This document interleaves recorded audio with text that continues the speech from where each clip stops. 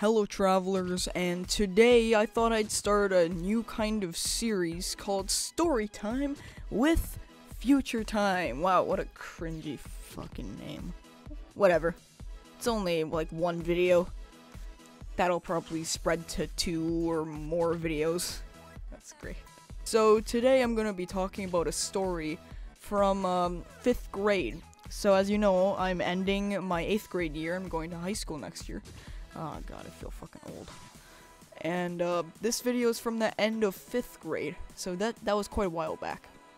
So this is the sickest I've ever been. So here's how the story goes. So it was a Monday night, and I feel like I have a sore throat.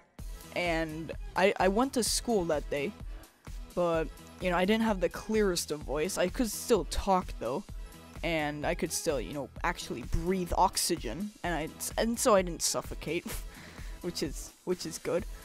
And so, you know, I had a decent day that day, but then Tuesday comes around, right? And Tuesday's being a little bit of a bitch. And so basically what happens is on Tuesday, you know, I wake up and, you know, my throat feels a lot worse, and so, you know, I had to stay home, which fucking sucked. And so, then what happened is it got worse and worse as the day went on, but it wasn't terrible, and so I thought that maybe by Wednesday, you know, it'll be okay. And so, Tuesday night comes around, and, you know, I'm getting ready to go to bed, and then around midnight, or somewhere around there, it's dark outside. How the fuck am I supposed to tell the time? And so basically, it's starting to get difficult to breathe. And so I go to my parents' room, and I tell my dad, it's difficult to breathe. Like, I can't fucking breathe. Like, I'm having difficulties getting oxygen into my lungs. I swear to God, I'm about to suffocate and die. You know, I make it through the night. You know, I throw up like 2 times throughout the night, and I keep my parents awake until 5.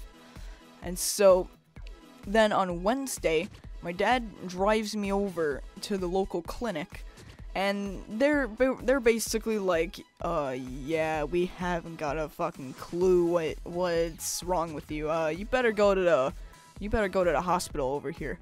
And so then we drive like 5 miles away from our house to the nearby hospital, and they're like, yeah, same thing as the other, like, we haven't got a fucking clue. I'm like, I'm here at the ER. How do you not know what you're doing? This is bullshit. Of course, I didn't say that to them. You know, we just decided to go somewhere. They recommended us to go to, like, this, urgent care place or whatever. Like, I don't fucking know. So what happened is that this local hospital basically tells us to go to urgent care. And there's an urgent care in town. And so we go there, and they're like, we haven't got a fucking clue. But go to this urgent care. It's like 30 miles away, but you know what? It's fine. And so we end up driving over, like, it's been about 4 hours now, and we've already driven like 30 miles out of our town to go to a different urgent care. And then there, you know, basically what they say, they didn't say that I didn't have a clue, because they gave me like some kind of shot or something like that, and they stuck a needle in my arm for IV, and they put me in an ambulance and drove me to this children's hospital somewhere between like 35 and 45 miles away from my house. Like, I just want to go home. I don't even give a shit. I just want to go home. I want to feel better, and I want to go home, and I'm here about like almost 50 miles away from my house. So anyway, what happens is I stay the night there. My dad's the only one there, because we thought that, you know, all I had to do was just get this medicine from this local clinic, which would take maybe like an hour or so, and then I'd be back home. But nope. So what ends up happening is I stay overnight at this children's hospital. They feed me nutrition through this IV tube, and this IV tube is kind of just stuck in my arm. At first it hurt, and then now it's just kind of not really that painful anymore. And so, you know, I kind of just lay there, and they basically say, yeah, if you can't breathe oxygen, we're just gonna, you know, put oxygen in you. And that doesn't really make me feel so confident. I feel like I'm about to fucking die in this hospital. You know, I'm having difficulties breathing, I can't speak a word, and I didn't even bother playing an Xbox 360, which happened to be in my room. And so, basically, the night goes on. You know, I don't die, obviously, because otherwise you wouldn't be hearing this story at all. To my knowledge, I wasn't fed oxygen, which sounds kind of weird to me. The next day, I'm still there, and then I go to the X-ray in a wheelchair. Like, I'm in this wheelchair, like a disabled person, and I'm going to the X-ray room. And at this point, I'm like, okay, so do I have like cancer growing in my throat or something? Like, I honestly don't know what's happening to me. You know, I'm having difficulties breathing still, and now I'm going to get an X-ray. Like, have I cracked like 3 fucking ribs just from having a sore throat? And so apparently, after X-raying me or some shit like that, they told me, yeah, you have strep throat. Okay, yeah, shit. And so basically, I'm kind of thinking in my mind, what the fuck is wrong with my local hospital? Like, they couldn't solve strep throat. Like, they can solve other shit, but not strep throat. That doesn't make any sense to me whatsoever. And so, basically, I'm stuck in this children's hospital, wasting thousands of dollars from my parents' savings account. And at this point, really, all I want to do is just get some medicine and go home. Like, that's all I really want. All I want is just a medicine that will kill off this little bacteria growing in my throat, causing strep throat. And I just want to go home and, you know, just drink all of it.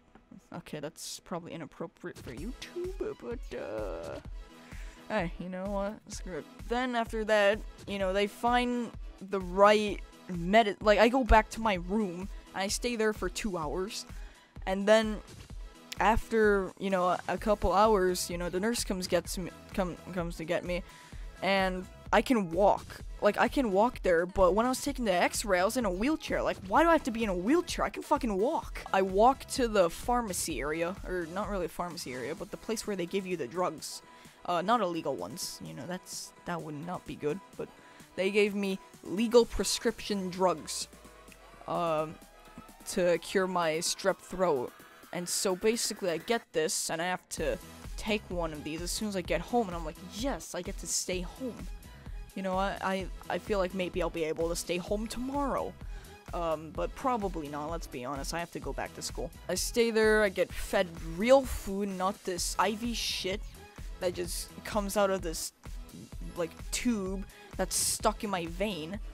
Oh yeah, and by the way, getting the IV tube out was fucking painful. Like, and most of the pain actually came from, like, the little plastic bandage over my arm. And so, she ripped it off so slowly, and I think it was just so the IV tube wouldn't get ripped out with it. And I was at the point of, like, fucking screaming. I'm like, God damn it, this is fucking torture! And so, finally, it's off, and then she slowly pulls this IV tube out, and when it was stuck into my arm, it was like, it looked like metal, and now when it gets out, I see it, it's like this wiggly, wobbly plastic thing. I'm like, what the fuck happened to the metal? You know, it doesn't make any sense to me, you know, it's just, you know, all flippity-floppity. And so I end up going home, and, yeah, let's just say that's like $10,000 out of my parents' pocket, which, insurance did pay for some of it, thank you. It was still a pain in the ass, and I haven't gotten that sick since. And also, right after I came home, you know, basically, my mom contacted a nurse, and the nurse said, yeah, you know, Will should probably stay home for the rest of the week. And I'm like, thank God, I don't have to go back to that German-infested piece of shit elementary school. And I get to basically relax for the next couple days. I got home on Thursday, and I took my prescription drug, and it ended up tasting like bubblegum. And you know what? I'm not complaining, because other medicines that I've had to take when I'm sick, they taste like absolute dog shit. Like, I swear, they just take manure from a farm and they just dump it in. And they just mix it in. They're like, oh yeah, the kids will enjoy this one. But by the time the bottle was finished, I was feeling so much better. So thank you very much, prescription drugs.